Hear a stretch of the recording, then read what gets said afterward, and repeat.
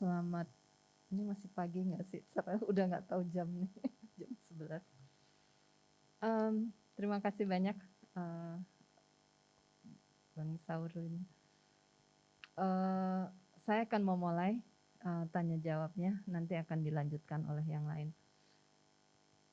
Terima kasih, makalahnya kami sudah baca, menarik, dimulai dengan potret buruk dan baik, sangat konkret dan bisa dipahami. Saya ingin memulai dengan catatan Bang Saurlin tentang kelemahannya Komnas HAM selama ini, yang dinyatakan strategi merespon persoalan dilakukan secara reaktif atau seperti pemadam kebakaran. Dan ini pertanyaan ini secara spesifik ingin saya tanyakan terkait dengan fakta bahwa isu yang menjadi prioritas dan basis pengalaman dari Bang Saurlin ini adalah terkait konflik agraria, dan konflik agraria termasuk jenis pengaduan yang tertinggi di Komnas HAM. Kalau di dalam dokumen strategic planning Komnas HAM yang ada saat ini, dia nomor 2, hampir 30% dari seluruh pengaduan itu tentang konflik agraria. Jadi sangat menarik untuk mendalami pandangan dari Bang Saurlin terkait ini. Jadi pertanyaan, dan sebenarnya banyak pengaduan kalau kita lihat secara geografisnya, nomor 2 tertinggi datangnya dari Sumatera Utara setelah DKI gitu ya. Nah sekarang pertanyaannya begini, karena Saurlin cukup panjang kerja dalam hal terkait dengan konflik agraria, dan ini menjadi isu yang sangat besar bagi Komnas HAM. Pertanyaan saya terkait dengan catatan kelemahannya bahwa Komnas HAM seperti pemadam kebakaran, padahal kasusnya nomor 2 tertinggi yang masuk ke Komnas HAM. Apa pemikiran Bang Saurlin untuk penyelesaian yang selain yang case by case, karena ini nomor 2 terbesar, jadi banyak sekali, ribuan gitu ya mungkin kasusnya. Bagaimana penanganan yang memungkinkan penanganan lebih sistemik, karena ini persoalan sistemik. Memang kerja case by case karena dia masuk kasus itu sangat penting, tapi apakah cukup di penanganan case by case? Sebagai lembaga institusi HAM nasional yang juga melihat persoalan-persoalan pelanggaran HAM yang terpola, itu kira-kira bagaimana, apa yang akan Anda lakukan jika terpilih menjadi komisioner Komnas HAM untuk memungkinkan atau untuk mencari penyelesaian atau penanganan yang lebih sistemik? Silakan. Bisa saya buka? Ya. Selamat pagi Bapak Ibu, terkhusus panitia seleksi dan peserta yang hadir pagi ini menjelang siang. Terima kasih buat kesempatan ini. Terima kasih Bu Nana buat pertanyaannya, dan saya kira ini wilayah yang banyak saya geluti dalam 20 tahun terakhir. Nah, terkait pemadam kebakaran, nah saya berpikir bahwa memang karena secara internal Komnas ini kan kita ini ada 7 setidaknya dalam 5 tahun terakhir. Artinya ini sangat terbatas. Tetapi sebenarnya kita punya resources yang sangat banyak. Saya baca di dokumen kita punya staf lebih dari 250 orang. Itu sumber daya yang banyak sekali. Dan kalau itu dioptimalkan, kita bisa lebih beroperasi di sektor yang strategis. Jadi biro-biro ini harus benar-benar dimaksimalkan pemanfaatannya sebagai pegawai negeri, dan juga mungkin ada kontrak dan sebagainya. Tapi ini penting sekali untuk didaya gunakan. Nah, komisioner ini harus fokus pada hal-hal yang sifatnya sangat-sangat strategis karena keterbatasan kita. Strategis yang saya maksud adalah dalam kaitannya dengan pertanyaan ini, kita sebaiknya melakukan engagement atau keterlibatan di level kementerian dan kelembagaan. Komisioner harus fokus di sini. Kementerian, kelembagaan, dan lembaga kepresidenan. Nah, untuk mengurus hari-hari tentu ini penting ya, karena rakyat menginginkan kehadiran Komnas, tapi bukan selalu harus komisioner. Kita punya, saya sebutkan kurang lebih 250 orang yang saya kira punya kapasitas ya, dan ini mesti difungsikan. Saya kira komisioner itu tidak baik juga terlalu banyak muncul di media ya. Dan karena kita itu leader ya, pemimpin yang saya kira perlu hanya sesekali saja pada hanya momen-momen terpenting ya. Tetapi dalam konteks proses activity kita tidak terlalu sering saya kira muncul ya. Karena apa? Sekali pimpinan sudah menyampaikan sesuatu, jika terjadi kekeliruan itu akan sangat sulit untuk direparasi karena tidak ada lagi di atasnya. Jadi kalau kita mendorong biro untuk di depan, saya kira kita masih punya kesempatan untuk mengkoreksi dan sebagainya. Nah, selain itu dalam konteks Indonesia, saya kira konflik agraria ini kan ada setidaknya ada 2 kementerian yang sangat terkait ya. Pertama Kementerian ATR dan BPN, yang kedua Kementerian Lingkungan Hidup dan Kehutanan. Nah, ini mestinya harus menjadi mitra strategis Komnas HAM. Karena kebijakan-kebijakan HGU, penggusuran, perizinan, konsesi itu muncul dari 2 institusi ini. Oleh karena itu kita penting memiliki konektivitas yang benar-benar baik, kolaborasi dengan 2 kementerian ini supaya outputnya mengurangi terjadinya pelanggaran HAM dan mengurangi terjadinya kriminalisasi. Karena kriminalisasi, penangkapan, penahanan, dan penggusuran itu terjadi karena kebijakan ini. Karena kebijakan yang dikeluarkan oleh 2 kementerian ini. Nah, strategi terpenting saya kira adalah melakukan intensitas komunikasi dengan 2 kementerian ini. Saya kira dengan mendekati hulunya ini, kita akan insya Allah mendapatkan perubahan di bawah bahwa akan terjadi secara perlahan pengurangan kriminalisasi dan pelanggaran HAM dan penggusuran di bawah. Itu saya kira yang pertama. Lalu yang kedua, supaya Komnas lebih efektif, saya kira juga perlu melakukan pendekatan yang sifatnya terhadap agenda ya, agenda rezim katakanlah begitu ya. Sebagai contoh misalnya ketika pemerintahan Jokowi memulai pemerintahannya, visi misinya sangat baik ya, nawacita sisi pertama dan sisi kedua.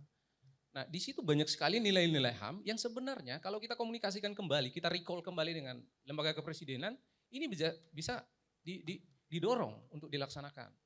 Karena di situ saya kira banyak sekali ya nilai-nilai HAM dan bagaimana pengakuan terhadap masyarakat adat, bagaimana mengatasi konflik agraria, dan termasuk lahirnya Kementerian ATR itu sebenarnya dari nawacita kalau kita cek.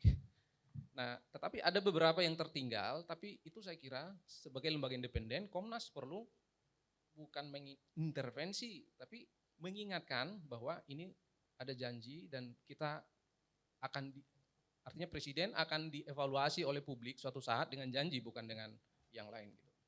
Hal yang menarik juga menurut saya karena memahami kehendak politik dari presiden ini penting ya. Sehingga presiden juga tidak antipati dengan kita ya. Kita perlu tahu juga presiden ini keinginannya apa. Misalnya presiden itu kan kalau kita lihat sangat intens berbicara pertumbuhan ekonomi, penciptaan lapangan kerja, dan bagaimana keluar dari krisis. Nah, sebenarnya bisa paralel dengan pemajuan hak asasi. saya misalnya ambil contoh ya dengan masyarakat adat. Terjadinya penggusuran terhadap masyarakat adat ini sepertinya dilihat karena tidak terlalu banyak kontribusinya terhadap pertumbuhan ekonomi. Karena dianggap bukan sumber pekerjaan, termasuk petani, karena petani dianggap sudah out of date. Ya. Lalu saya kira begini, kita perlu kasih data kepada Presiden bahwa sumber-sumber pekerjaan yang terpenting dan berkelanjutan itu ada di level petani dan masyarakat adat, khususnya yang hidup di sekitar hutan di Indonesia yang jumlahnya dari data kita kurang lebih 40 juta. Itu semua pekerjaan, dan kalau itu tergusur, kalau mereka terputus hubungannya dengan hutan, maka mereka akan kehilangan pekerjaan kembali. Dan artinya apa? Kita akan memanen pengangguran baru. Nah, jadi mengkoneksikan antara kepentingan ini saya kira penting buat Komnas HAM. Komnas HAM menunjukkan bahwa untuk menghadirkan pekerjaan, untuk memastikan pertumbuhan ekonomi, hak-hak asasi harus dilindungi, khususnya wilayah-wilayah yang marginal dan minoritas dan rentan yang kita bicarakan tadi. Saya kira itu kenapa saya sebut dalam strategi saya kedua itu adalah melakukan engagement yang lebih intens dengan Presiden. Karena kita ini kan negara yang sistemnya Presiden itu benar-benar kuat sebagai kepala negara dan kepala pemerintahan. Sehingga memang kunci dari suksesnya pemenuhan HAM itu berada di kantor itu. Dan kita mestinya masuk ke sektor strategis itu. Dan saya kira Presiden akan membuka diri dengan upaya kita ya untuk memastikan janji dalam hal ini misalnya, dalam konteks ini, janji Nawacita bisa terpenuhi ketika dan terwariskan dengan baik ketika dia berakhir di 2024. Nah, saya kira itu, dan mungkin juga kehadiran di berbagai tempat saya kira penting ya untuk menjaga kepercayaan korban, karena kita ini kan memerlukan kehadiran. Negara itu perlu hadir dalam konteks Komnas HAM, Komnas HAM perlu hadir di lapangan untuk memastikan bahwa setidaknya kita bisa menghindari terjadi pelanggaran HAM lebih lanjut gitu, atau menuai kembali pelanggaran-pelanggaran HAM yang baru dengan memanfaatkan sumber daya kita yang begitu banyak itu, termasuk kantor wilayah di 7 provinsi di Indonesia. Itu saya kira pandangan awal saya yang mungkin nanti bisa kita elaborasi dengan beberapa strategi yang saya sampaikan secara detail. Demikian Ibu Nana. Terima kasih. Oke, makasih. Pertanyaan lanjutan ya. Jadi strateginya tadi lebih presiden sentris ya. Jadi semua diharapkan pada presiden. Sebagai mekanisme HAM, apakah jika presiden tidak, artinya kan asumsinya bisa dipengaruhi. Gitu. Jika tidak, apa gambaran tentang peran strategis yang dimainkan oleh Komnas HAM? Karena bahwa presiden, apa kebijakan presiden kan ini sudah terjadilah, sudah terpola juga gitu. Jadi kira-kira jika lembaga presiden tidak menghasilkan kebijakan-kebijakan yang diharapkan sebagai mekanisme HAM, apa yang peran strategis yang perlu dia mainkan? Terima kasih Bu Nana. Nah, di 6 strategi yang saya sampaikan, saya menjelaskan di situ selain, jadi itu hanya salah satu ya, bagaimana memang kita tidak bisa sepenuhnya ya depend on lembaga kepresidenan atau presiden itu sendiri. Karena kekuasaan itu kan ada di mana-mana, tidak hanya di lembaga kepresidenan. Nah, dengan demikian saya kemudian mendorong perlunya kolaborasi dan kerjasama dengan berbagai pihak ya, universitas, LSM, media, lembaga riset, dan mungkin secara detail sebagai tambahan dari yang sudah saya sampaikan sebelum-sebelumnya adalah kita perlu ekspansi juga ya, kolaborasi kita tidak hanya dengan tradisional LSM ya yang bekerja di sektor HAM. Itu saya lihat yang terjadi selama kurang lebih 15 tahun ini. Jadi lembaga-lembaga yang beroperasi di sektor hak asasi manusia, beberapa LSM kita udah tahu. Saya kira ini perlu diekspansi.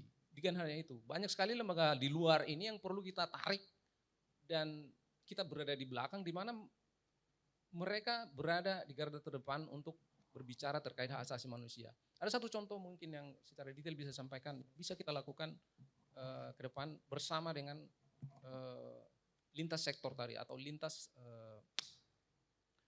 organisasi ya. Misalnya membuat indeks indeks pemenuhan HAM, laporan indeks pemenuhan HAM atau laporan tahunan terkait indeks pemenuhan HAM di setiap provinsi di Indonesia atau mungkin lebih detail adalah kabupaten kota karena provinsi mungkin terlalu jauh dari rakyat. Kita bikin suatu laporan yang annual untuk menunjukkan siapa sih provinsi atau kabupaten kota yang paling bagus ya dan siapa yang paling buruk. Artinya kita berikan reward atau bisa juga award kepada kabupaten kota yang progres pemenuhan HAM-nya lebih baik dan kita laporkan ke publik setiap tahun dengan melibatkan semua organisasi ini di luar Jakarta ya yang ada di kabupaten kota. Dan saya kira ini akan mendorong bupati-bupati untuk bekerja keras untuk memastikan hak kesehatan, hak pendidikan, perumahan dan lain sebagainya bisa dipenuhi di daerahnya, soal disabilitas misalnya. Nah, jika ini terjadi saya kira mereka juga akan berpikir ini juga politik ya, karena mereka pengen mendapat apresiasi publik dan mereka pengen terpilih kembali misalnya. Jadi kita perlu mendorong semacam carrots ya buat mereka supaya memastikan ini bisa diperjuangkan secara kolektif bukan hanya kita. Jadi setiap tahun tapi itu saya kira strategis karena tidak perlu mengeluarkan banyak sekali energi dan kita bisa memastikan mereka bisa berlomba-lomba dan Komnas HAM berada di belakang orkestrasi pemberian award HAM kepada setiap kabupaten kota setiap tahun. Ya, gitu. Makasih. Saya ada 2 pertanyaan lagi, jadi singkat-singkat aja ini. Yang pertama soal independensi. Jadi kita sebagai yang kerjanya selama ini di tengah masyarakat sipil dan korban, mungkin berbeda tantangan independensinya dibandingkan dengan orang mantan pemerintahan yang masuk Komnas HAM, itu soal independensinya beda lagi. Nah, apa yang kiranya perlu dilakukan oleh Bang Saurlin untuk sebagai orang yang datang dari komunitas untuk memastikan atau menegaskan independensinya? Kira-kira apa yang mau dilakukan? Ini satu pertanyaan. Nanti satu lagi sekalian saya tanyakan terkait dengan sebuah laporan yang kami terima atas pencalonan Anda terkait dengan kasus. Jadi catatan ini adalah bahwa Anda mendukung adanya kerangkeng manusia di rumah ex Bupati Langkat. Pernah ada pernyataan itu, jadi mohon bagaimana menanggapi itu. Jadi dua pertanyaan tadi, silahkan. Ya, terima kasih banyak. Saya kira saya mulai dari yang terakhir karena itu sangat menarik. Dalam sebuah diskusi dengan mahasiswa, saya pernah diundang untuk diskusi, saya kira tahun lalu. Saya menyampaikan bahwa saat itu saya sebagai dosen, saya melakukan elaborasi apa yang terjadi di luar box pemikiran yang saat itu mereka sedang berbicara. Dan saya menjelaskan seperti apa jalin kelindan kekuasaan dengan korupsi dan kenapa banyak sekali bupati. Jadi pertanyaan di situ yang saya jawab adalah kenapa banyak sekali bupati atau pemimpin politik masuk penjara. Lalu saya menjelaskan jalin kelindannya dengan sistem politik. Saya jelaskan kemudian jalin kelindannya bagaimana orang terpilih menjadi pemimpin politik atau pemimpin kabupaten kota. Dalam statement ini saya tidak satu kata pun saya mendukung kerangkeng manusia. Tapi saya sebut bahwa itu adalah situasi yang justru terjadi di berbagai tempat. Dan itu kebetulan saja dia ketangkap. Dan ada banyak sekali di situ.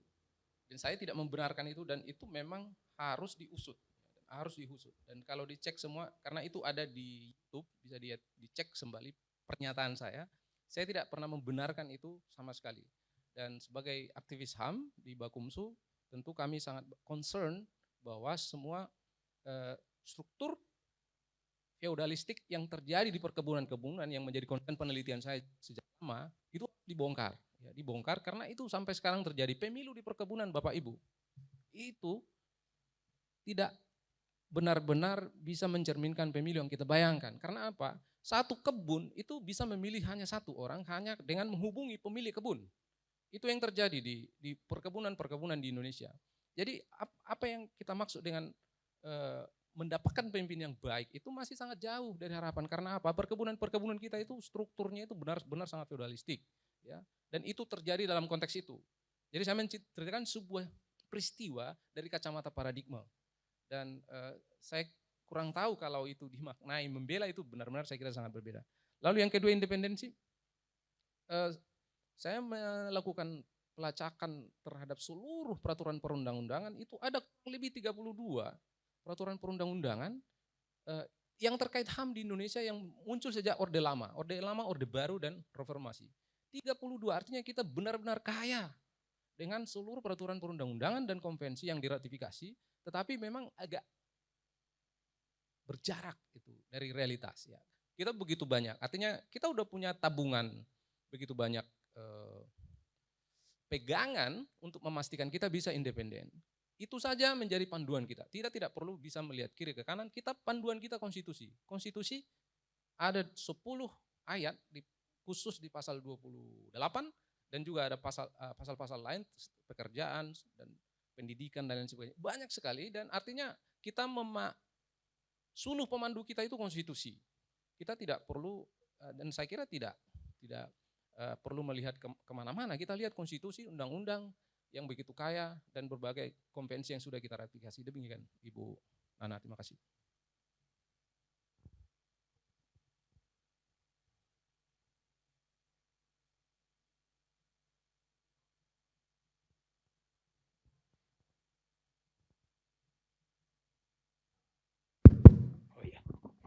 Baik, saya lanjutkan lagi. Jadi Saudara Sorlin Siagian, Anda banyak sekali di paper Anda bicara soal konflik agraria ya, kita lihat ya konflik agraria ini. Kita lihat sebetulnya dan pada prinsipnya ada posisi yang tidak seimbang di dalam konflik agraria. Pemerintah, investor, dan rakyat. Kita lihat, rakyat pasti selalu jadi korban dalam konteks konflik agraria ini. Yang kuat adalah investor, pemerintah, kira-kira gitu ya. Jadi, nah terobosan apa yang bisa dilakukan sebetulnya untuk katakanlah mencari titik temu dari persoalan ini. Karena posisi yang tidak seimbang itu selalu yang jadi korban rakyat dalam kasus agraria ini. Nah kita lihat ke depan juga inilah yang akan banyak pengaduan yang banyak. Apa terobosan yang mungkin bisa Anda lakukan untuk itu sebetulnya? Terima kasih Pak Ihsan. Saya selama tahun 2014, 2013, 14, 15 terlibat di sebuah penelitian yang dilakukan oleh Komnas HAM yang disebut dengan Inquiry Nasional tentang masyarakat adat. Itu sangat inspiratif dan kalau kita lihat dokumennya itu tebal sekali ya. Dan di situ banyak sekali kasus yang diceritakan dan menjadi dokumen yang tersedia ke publik. Dan apa yang kita dapatkan sekarang dari inquiry itu? Inquiry itu dipimpin oleh kalau salah Ibu Sandra Moniaga saat itu sekitar tahun 2014 dan hasilnya jadi output yang kita dapatkan sekarang bahkan sudah sampai outcome ya, hasil dan dampak di mana masyarakat adat itu menjadi perhatian para pihak presiden beberapa kementerian terkait. Lalu saat ini ada ratusan ribu hektar hutan telah dilindungi menjadi bagian dari hutan adat. Saya harus bilang ini terkait dengan dokumen inquiry. Ada kaitannya dengan dokumen inquiry yang kami yang saya bagian dari sekitar tahun 2013, 2014, 2015. Lalu saya kira dalam konteks agraria, data menjadi sangat penting. Jadi kita memang nggak bisa lagi hanya mengandalkan suatu percakapan naratif dan teoretik. Jadi penyelidikan agraria menjadi penting. Saya tertarik memang di komisi itu, di bagian itu ya, penelitian. Nah, kita butuh data yang komprehensif, yang bisa kita artikulasi ke publik, yang menunjukkan bahwa ini dokumen negara yang kemudian bisa dipakai oleh kementerian dan lembaga presidenan. Nah, itu dalam konteks agraria saya kira perlu. Jadi inspirasi itu, inkuiri nasional tentang masyarakat adat, perlu dilakukan. Bisa namanya inkuiri, bisa juga namanya yang lain. Bisa namanya yang lain. Tapi suatu penyelidikan secara komprehensif oleh agraria dan akibat-akibatnya, rekomendasi yang kuat, saya dengan hadirnya itu ke percakapan publik saja, jadi kita tidak meratapi bahwa Komnas HAM hanya bisa rekomendasi, tetapi dengan menghadirkan percakapan itu ke publik, bisa berimplikasi pada perubahan kebijakan, bisa berimplikasi pada diliriknya kasus itu oleh lembaga-lembaga lain seperti lembaga kepresidenan. Jadi meskipun rekomendasi, tetapi ketika dokumen itu menjadi milik publik, itu juga bisa berimplikasi luas dan akhirnya menghasilkan kebijakan perubahan yang Bapak Ihsan sebutkan tadi, soal ketimpangan kepemilikan sumber daya, soal perizinan yang tidak benar dan lain sebagainya. Sehingga kontribusi saya setidaknya dari sektor agraria ini bisa kita hilangkan setidaknya konflik agraria baru yang datang. Jadi kontribusi ke depan mungkin saya kira jauh lebih penting daripada kita meratapi masa lalu ini, tapi ke depan bagaimana kita setidaknya tidak menghadirkan lagi konflik-konflik yang baru, tidak menghadirkan lagi pelanggaran HAM yang baru dan kriminalisasi yang baru. Demikian Pak Ihsan.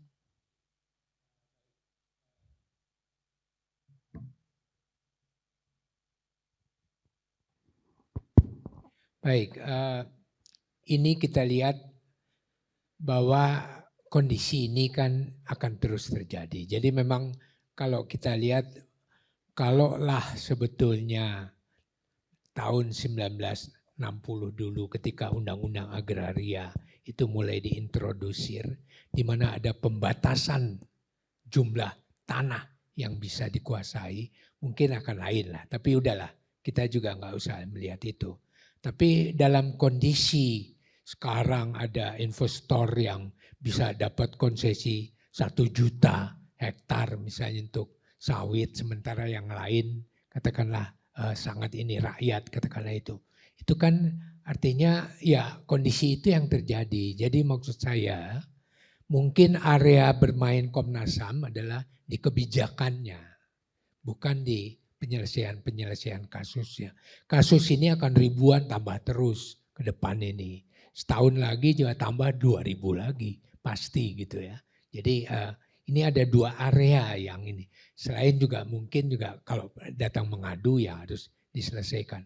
Ada area strategis lain yang memang ini kita bicara harus ada pembatasan. Kita bicara keadilan nanti ke depan. Kita juga bicara posisi.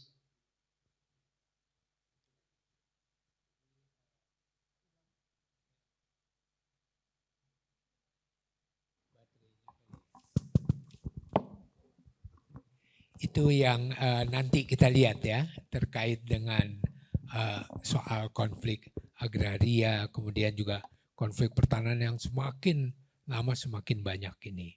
Tapi oke lah, udah ada sekarang misalnya charity dari pemerintah dalam bentuk misalnya ya perhutanan sosial atau juga yang lain. Tapi kan juga dari 11 juta ya baru 3 juta. Jadi itu juga terlambat sekali. Padahal itu sebetulnya mungkin bisa menjembatani dari kasus-kasus yang ada. Saya kira ini ya. Jadi 2 aspek ini penting. Tapi sebetulnya lebih penting memang di soal kebijakannya. Kita bermain katakanlah untuk kasus ini. Selain memang kita juga menangani kasusnya. Itu yang, nah Jadi bagaimana pendapat Anda soal ini gitu? Jadi aspek strategis dari penyelesaian kasus agraria, lebih penting penyelesaian kasusnya tadi atau sebetulnya problem kebijakannya yang harus diinikan oleh Komnas HAM? Kalau menurut Anda? Terima kasih Pak. Saya memandang dua-duanya penting Pak. Karena kalau kita tidak hadir di lapangan, kita juga bisa dibully oleh publik ya. Hadir itu penting. Tetapi memang jauh lebih penting lagi kita menyentuh kebijakan, kita menyentuh aktor yang tepat ya, yang strategis. Dalam hal ini level kementerian atau setidaknya dirjen ya. Dirjen itu sangat operasional dan administratif, tapi dia langsung bersentuhan dengan kebijakan-kebijakan atau drafting kebijakan. Jadi Komnas itu saya kira harus berada di level itu. Dan tahun 2018 Presiden sebenarnya sudah mengeluarkan namanya keputusan Presiden terkait gugus tugas reforma agraria GTRA tahun 2018 bulan November.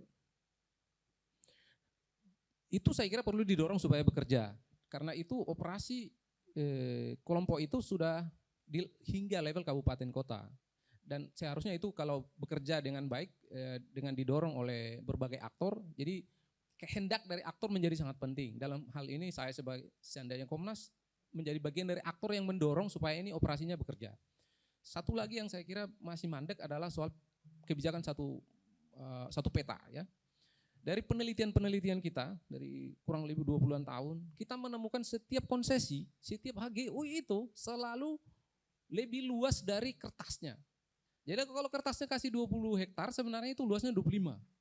Hampir seluruh perkebunan seperti itu, baik swasta dan BUMN. Artinya, kalau kita mau memiliki suatu upaya yang kompromistis, hanya dengan mengukur ulang saja seluruh HGU akan tersisa begitu banyak tanah yang bisa kemudian didistribusikan kepada petani atau kepada masyarakat yang tak bertanah.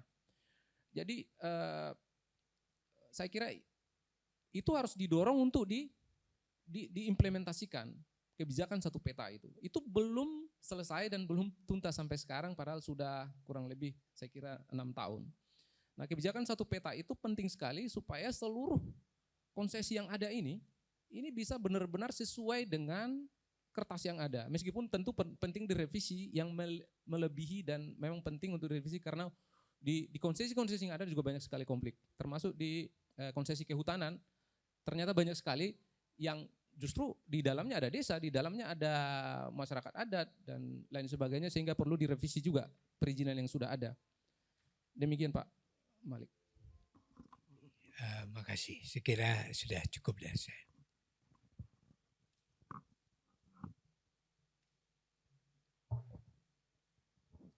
Selamat siang Saudara Saharlin. Selamat siang. Sehat ya. Jadi tadi Sehat. pagi berangkat dari Medan. Medan. Iya. Oke. Banyak kasus tanah di Medan ya. Iya. Tapi Medan itu kenapa banyak sekali kasus-kasus? Ya, saya jawab. Iya. Iya. Sumatera Utara ini ada sebuah buku yang sangat bagus menjelaskannya, namanya judul bukunya adalah di Sabuk Perkebunan di Sumatera Timur, ditulis oleh Profesor Ann Stoller. Memang kapitalisme kebun itu awalnya di Indonesia saja, bukan di Jawa, tapi di Sumatera Utara. Jadi memang jalin kelindan sejarah perkebunan terkait dengan konflik yang terjadi saat ini ya. Jadi jalin kelindan yang sudah sangat lama ini. Mungkin secara singkat dijelaskan, tentu kebijakan pada Orde Lama juga menyebabkan ini ya. Jadi ketika terjadi pergantian kekuasaan dari Belanda ke Indonesia, tidak terjadi koreksi, yang terjadi adalah pengambil alihan dan itu kembali pemerintah yang megang ya, dalam tanda kutip juga sebenarnya aparat militer yang dipakai oleh Soekarno. Dan kemudian itu dilanjutkan pada zaman Orde Baru, meskipun protes tetap ada. Jadi protes itu sudah terjadi sejak kolonial, Orde Baru, Orde Lama, Orde Baru, lalu reformasi kemudian meledak 98. Nah kalau kita cek aktor-aktor korban itu adalah aktor yang sama atau keturunan yang sama. Jadi bukan aktor baru. Artinya memang dalam beberapa tulisan yang saya buat di media, mungkin khusus Sumatera Utara itu penting suatu keputusan yang sifatnya di level kepresidenan, dan itu kebetulan sudah direspon presiden sekitar 3 bulan yang lalu, dan sudah ada tim khusus untuk itu, dan sedang bekerja sekarang. Saya kira itu suatu political will yang baik untuk proses penyelesaian konflik pertanahan di Sumatera Utara, Ibu Tuti. Oke, ya saya berharap bahwa para aktivis HAM itu juga do something lah ya supaya tidak banyak lagi masalah seperti di Sumatera Utara. Tadi Ibu Nana menanyakan mengenai laporan yang menyatakan bahwa Anda pro pada kerangkeng tadi kembali dilangkat. Lalu saya dikirimi satu artikel yang Anda tulis. Anda berbicara tentang masalah yang berkaitan dengan narkoba. Lalu Anda mengatakan bagaimana mencari persoalan ini, mulai dari mana, bagaimana menyelamatkan orang hutan yang terancam dan masalah narkoba. Kemudian terbit rencana bikin inisiatif yang kebetulan menjawab 2 hal di atas. Mencoba selamatkan pecandu narkoba dan selamatkan binatang langka. Apakah dia benar atau salah? Dua-duanya. Nah ini mungkin yang kemudian diterjemahkan bahwa Anda merestui juga, is okay karena upaya dari itu adalah untuk menangani para pecandu narkoba. Itu tadi yang saya mau klarifikasi aja, karena Anda mengatakan saya tidak pernah buat statement, tapi people read between the lines, mereka membaca dari tulisan Anda sendiri itu ya. Tapi itu sudah saya tidak bertanya lagi. Saya ingin melihat mengenai apa yang saudara usulkan sebagai strategi praksis Komnas HAM dalam upaya pengarus utaman agenda kebijakan dan praktek HAM di Indonesia. Saya fokus pada yang keempat, Anda sebut terlibat dalam pembedahan draft RAPBN. Pertanyaan tentu saja adalah apakah Anda berharap bahwa Komisi Komnas HAM itu menguasai tentang teori dan praktek budgeting, dan ini kan melibatkan seluruh kegiatan negara di Indonesia buat 273 juta rakyat Indonesia. Bagaimana Anda merencanakan melakukannya? Terima kasih Bu Tuti. Nah, ini salah satu yang menurut saya level strategis, sentuhan strategis. Karena pelanggaran HAM di lapangan itu terkait. Itu saya setuju, saya hanya tanya strateginya gimana? Strateginya kita punya 250 staf. Dan bayangkan LSM kecil saja bisa membedah APBN seperti beberapa LSM yang kita kenal di Jakarta. Bisa membedah dalam tempo 15 hari APBN dengan sangat baik, melihat apakah APBN ini berpotensi korupsi atau tidak. Nah, saya kira kita hanya perlu analis ya, namanya saya mencatat di detail ini. Kita hanya butuh analis anggaran, dan saya kira tidak perlu 250 orang. Kita butuh 10-15 orang analis anggaran yang melihat apakah dengan drafting anggaran ini akan berpotensi menimbulkan di lapangan terjadinya penggusuran dan lain sebagainya. Terjadinya konversi hutan, Nah, sejak dari awal kalau ini, karena ini pekerjaan yang paling tidak sulit menurut saya. Ini masih kerja, bukan kerja menghadapi peluru, ini masih kerja di atas kertas untuk mengatasi bagaimana menggeser satu anggaran ke nomenklatur anggaran yang baru. Jadi kita ingin pastikan sejak dari awal anggaran tidak ada satupun anggaran ini yang berpotensi di lapangan akan menimbulkan penggusuran, pelanggaran HAM dan kriminalisasi. Nah, jadi saudara-saudara udah pernah lihat RAPBN? Iya pernah, lumayan tebal. Sudah pernah. Lumayan tebal, tapi saya kira itu Ya, masih baca dan mereka buku. tidak bicara tentang details kan, bicaranya kan besaran-besaran ya, pos berapa untuk apa. Jadi tidak ada misalnya tadi untuk penggusuran tuh nggak ada itu misalnya. Atau dari mana Anda bisa melihat bahwa ada potensi penggusuran? Itu saya melihat begitu aja. Jadi memang ini suatu yang menarik idenya, akan tetapi sangat sulit dilaksanakan. Berkaitan dengan anggaran, ada salah seorang calon yang mengusulkan adanya anggaran berbasis HAM. Jadi pemerintah itu kalau bikin anggaran harus berbasis HAM. Saya ingin tahu pandangan Anda tentang itu. Terima kasih Bu Tuti. Kebetulan saya berkesempatan studi hak asasi manusia dalam S2 saya di Belanda tahun 2007-2008. dan memang pendekatannya bukan pendekatan hukum, tapi pendekatan yang kami sebut dengan right based approach, ya. Pendekatan pembangunan dengan memakai kerangka HAM. Nah, jadi ini juga mewarnai penjelasan saya ini. Oleh karena itu, memang saya berpikir dalam konteks pemenuhan HAM kita mestinya rooted di Indonesia.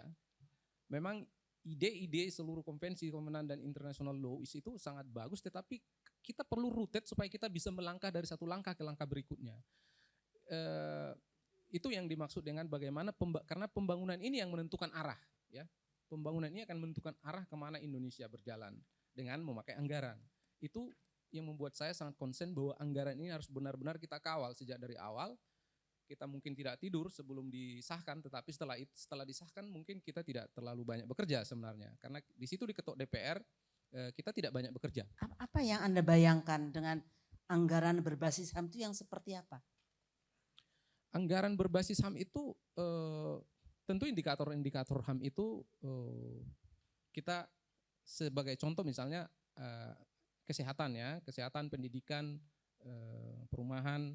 Jadi hal-hal indikator seperti itu bisa kita uraikan menjadi indikator sebenarnya. Ya, itu kan sudah ada ya di dalam anggaran. Lalu yang berbasis HAM itu misalnya apa?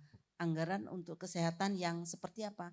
Bukankah perlu ada kriteria atau memang sudah ada? Saya tidak terlalu paham tentang human right budgeting. Apakah memang ada kriteria? Kalau bikin anggaran untuk kesehatan harus begini itu apa ada? Nah, itu saya kira tugas Komnas HAM. Oh, jadi belum ada. Ya, Oke. Jadi mimpi Anda memang baik sekali ya. Tapi untuk sampai ke sana itu alatnya harus dibangun 5 tahun juga nanti. Oke. Lalu Anda bicara mengenai interaksi dengan partai politik. Ya. How possible will it be?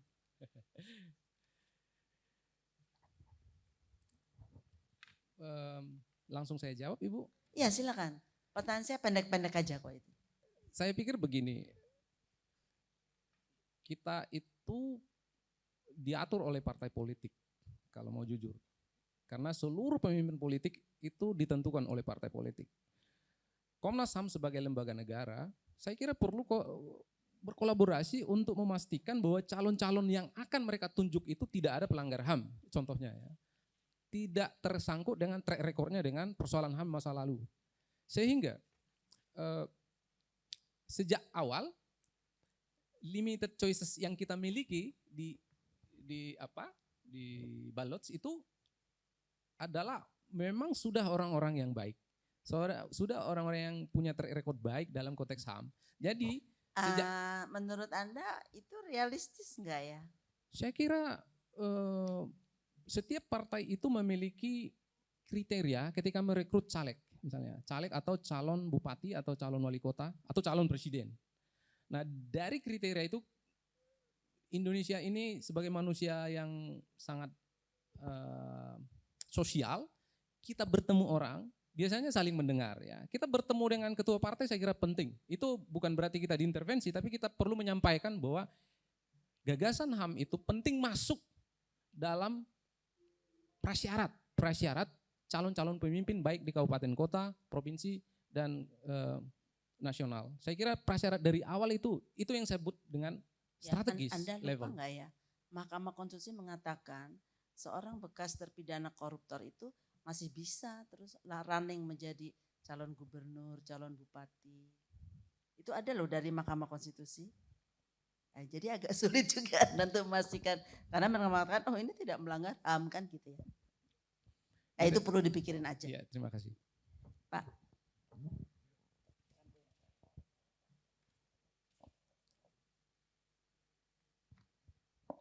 Terima kasih Pak Sar. Siang. Pak Aurelin ini jauh-jauh dari Medan kemari ya, berminat untuk jadi peneliti atau menjadi komisioner Komnas HAM ini ya. Apa kira-kira faktor yang menarik, apa yang mendorong Anda untuk berkeinginan menjadi komisioner? Silakan. Terima kasih Pak. Saya berpengalaman 22 tahun terakhir sejak tamat tahun 2000 dari USU. Dan saya berpikir memang wilayah saya sudah bagian dari pelayanan rakyat, pelayanan masyarakat. Saya akan mencapai usia mungkin puncak di era ini dan setelah itu mungkin akan declining.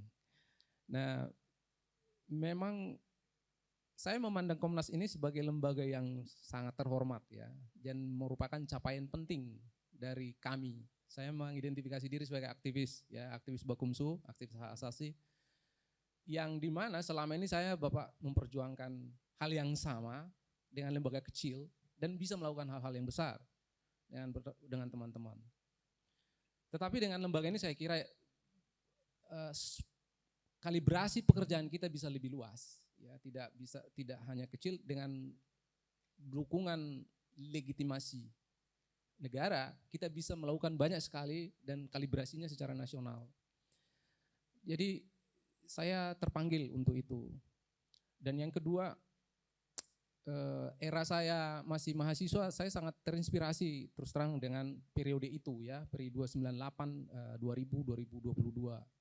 Yang saat itu banyak sekali saya kira komisioner-komisioner yang sangat berintegritas dan baik dan melakukan sesuatu yang out of the box dan banyak menuntaskan persoalan HAM saat itu meskipun di saat yang sangat sulit. Jadi inspirasi dari tokoh-tokoh itu tanpa menyebut namanya menjadi ingatan penting buat saya dan menginspirasi saya ingin menempati posisi yang saya anggap terhormat ini untuk melakukan sesuatu yang lebih luas seperti yang pernah mereka lakukan di Indonesia. Singkatnya kira-kira begitu. Anda kemudian menganggap bahwa Ya. Komnas HAM ini tempat yang baik untuk Anda bekerja ya. Apakah Anda juga mengamati bahwa beberapa harapan masyarakat terhadap Komnas HAM ini banyak yang enggak tercapai atau kurang tercapai ya. Apa Anda sudah mempunyai persepsi khusus mengenai hal-hal yang kurang dicapai oleh Komnas HAM ini? Pak Makarim, ada dua hal yang ingin saya sampaikan terkait ini. Pertama, kebetulan saya punya kesempatan perjalanan di Asia dalam kurang lebih 8 tahun. Sejak 2013 sampai 2020. Covid saya berhenti berjalan ke berbagai negara. Karena saya menjadi konsultan di beberapa organisasi.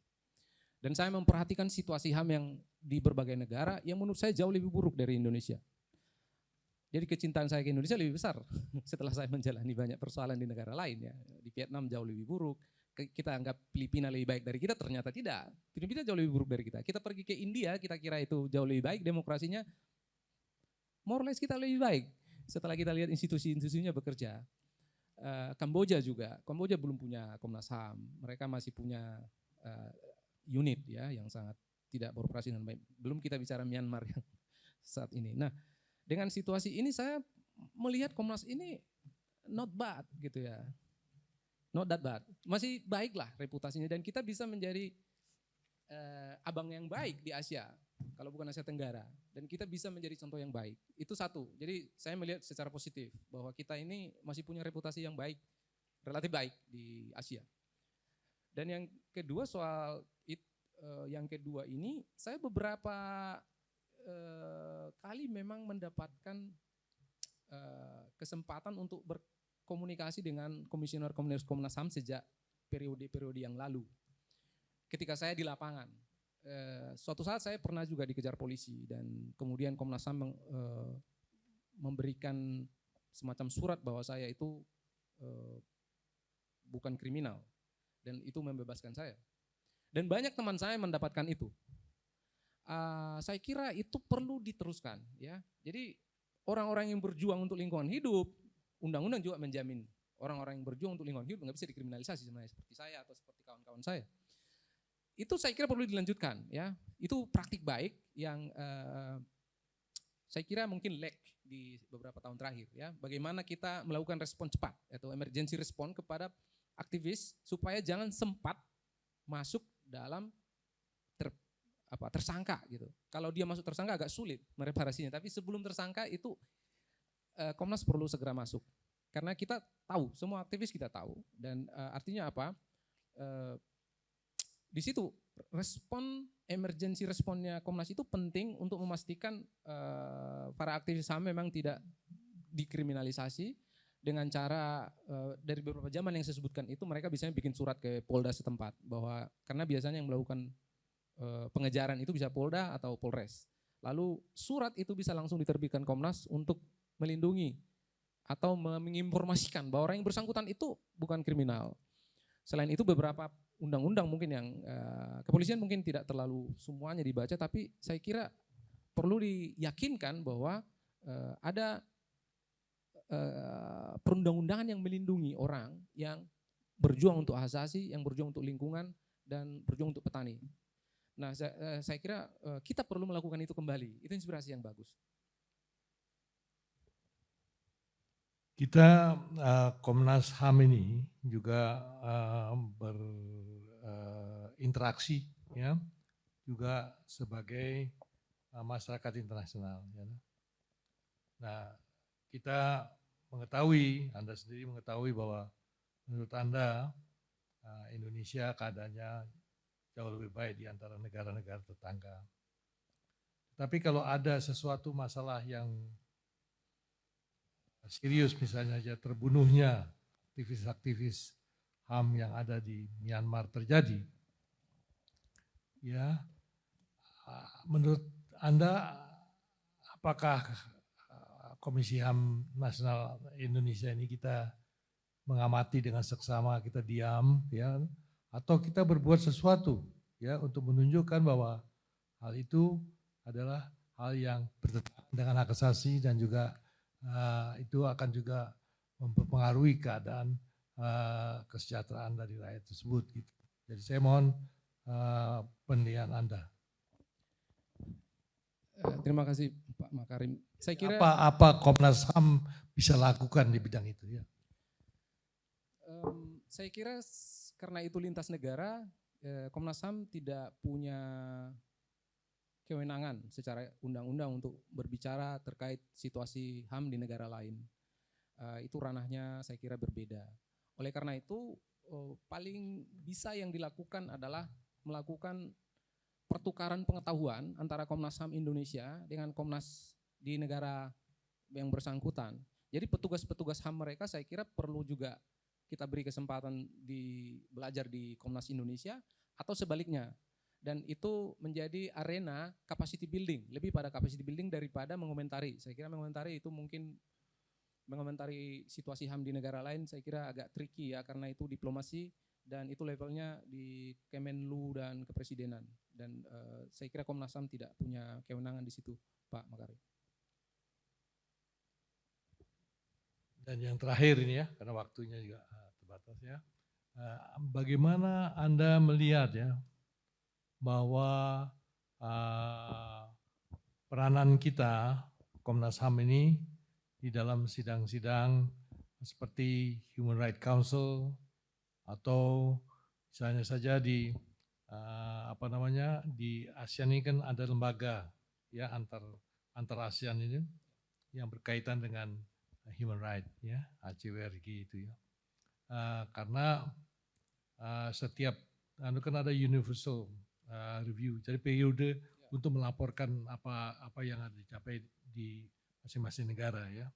Nah, menurut saudara atau menurut Pak Saurlin ini, apa yang kira-kira Komnas HAM itu bisa memanfaatkan ya lembaga-lembaga internasional itu untuk membantu kasus-kasus yang menurut Pak Saurlin itu tidak berkembang baik gitu. Iya, pada saat yang sama saat ini kita memang sedang menyampaikan UPR ya ke Dewan HAM, dan saya kira memang apa yang kita bisa lakukan jika di Komnas HAM lebih banyak mendapat input dan kolaborasi dengan CSO, karena sekali lagi keterbatasan tadi dan kita berada utamanya di Jakarta plus 7 kantor wilayah. Oleh karena itu kita perlu banyak melakukan konsultasi dengan seluruh stakeholder dan multi pihak yang ada di berbagai kabupaten, kota, dan provinsi di Indonesia untuk mendapatkan input supaya laporan itu bisa mencerminkan realitas dan juga acceptable ya dengan berbagai pihak. Karena Komnas sebagai lembaga HAM punya kesempatan juga untuk membuat laporan sendiri selain Kemenlu dan kemudian dengan CSO, semacam Sido Report. Oleh karena itu, supaya tidak mendapat banyak penentangan, saya kira konsensus dan percakapan dengan berbagai pihak itu perlu kita upayakan sehingga laporan kita benar-benar lebih baik begitu ya, dan juga tidak menghasilkan laporan yang bias ya.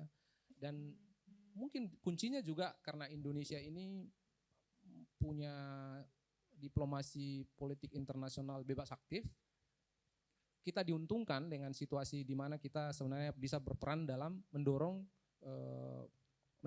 situasi dunia yang lebih baik ya, di mana Komnas HAM menjadi bagian dari agenda itu. Kita tidak terikat dengan salah satu kekuatan besar di dunia dan kita punya independensi sendiri dan kita lebih bisa menjadi jangkar perdamaian global, di mana Komnas HAM menjadi bagian dari upaya itu. Pak Makarim, terima kasih. Terima kasih Pak Sori, ini waktunya sudah habis ya. Saya atas nama teman-teman di sini berterima kasih atas jawaban-jawaban Anda. Kita akan amati dengan seksama. Nanti pada saatnya kita akan sampaikan hasil-hasil daripada ya. Terima kasih banyak. Terima kasih banyak.